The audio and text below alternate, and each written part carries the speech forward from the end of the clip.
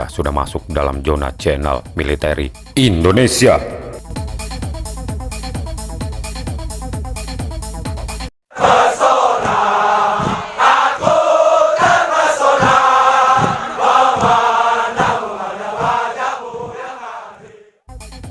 KAI KF-21 Boramae atau yang disebut F-33 Fighting Hawk adalah program Korea Selatan dan Indonesia untuk mengembangkan pesawat tempur multiperan lanjutan untuk Angkatan Udara Republik Korea atau ROKAV dan Angkatan Udara Indonesia TNI Angkatan Udara dipelopori oleh Korea Selatan dengan Indonesia sebagai mitra utama.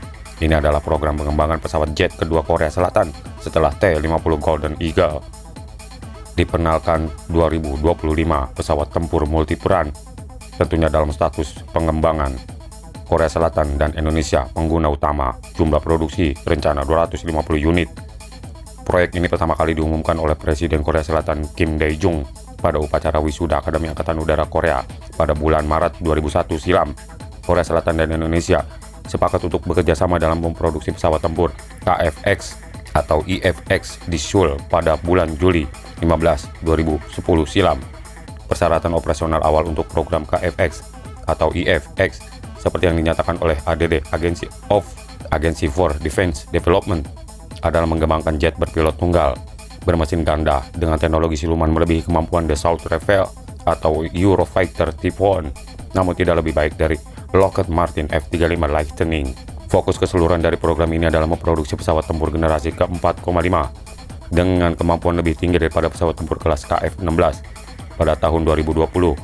Jumlah pesawat tempur yang diproduksi rencana 120 unit untuk Angkatan Udara ROK dan 80 unit untuk Angkatan Udara Indonesia. Korea Selatan berencana untuk membeli dari tahun 2023 sampai 2030. Dan rupanya Indonesia membuat negara lain iri dengan proyek KF-21 Boramae. Teringat sekali pada 2010 saat Indonesia ikut terjun dalam proyek KF-21 Boramae. Banyak mulut nyinyir menyatakan negara ini tak mampu membuat jet tempur canggih. Padahal Korea Selatan yang jadi partner Indonesia membuat KF-21 Boramae sudah yakin pesawat ini bakal jadi. Syaratnya gampang bagi Korea Selatan. Ia hanya meminta kontribusi anggaran dan insinyur Indonesia dalam proyek KF-21 Boramae. Tapi keyakinan Korea Selatan ini pernah memudar karena Indonesia telah membayar angsuran sebanyak 2 kali. Diketahui Indonesia menanggung 20% biaya pembuatan KF-21 Boramae sebesar 20 triliun rupiah.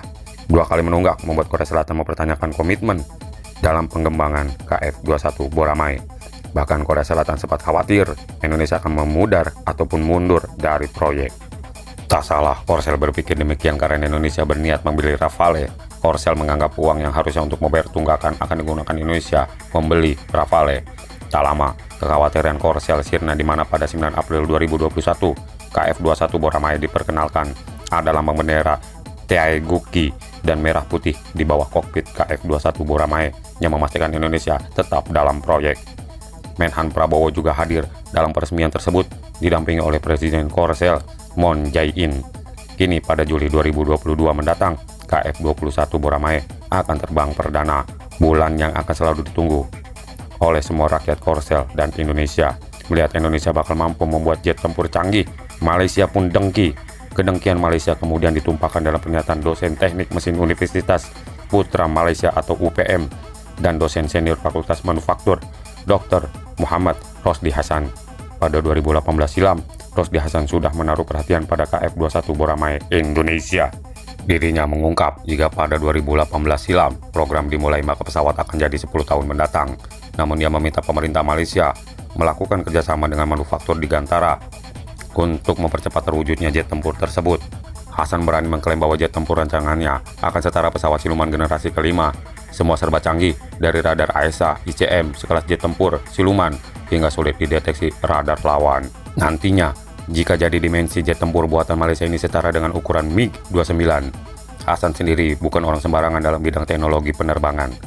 Ia merupakan pendiri Pusat Inovasi Aerospace Malaysia atau yang disingkat dengan AMIC, yang sebelumnya bekerja di Pusat Teknologi Universitas Rolls-Royce, Universitas Sheffield, Inggris. Tapi apa lacur, Hasan cuma membuat saja soal pembuatan jet tempur bagi Malaysia, karena sampai detik ini, negara jiran tak sanggup melakukan hal demikian dan tak ada bukti, faktor SDM, hingga hal paling penting, tak ada anggaran membuat Malaysia masih terbatas. Mimpi menyaingi KF-21 Boramai Indonesia. Sekian, jangan lupa sekali lagi tekan tombol subscribe dan juga lonceng notifikasi agar mendapatkan info-info alutsista dari setiap berbagai penjuru dunia dan negara lainnya. Bravo Indonesia, Bravo Military Indonesia.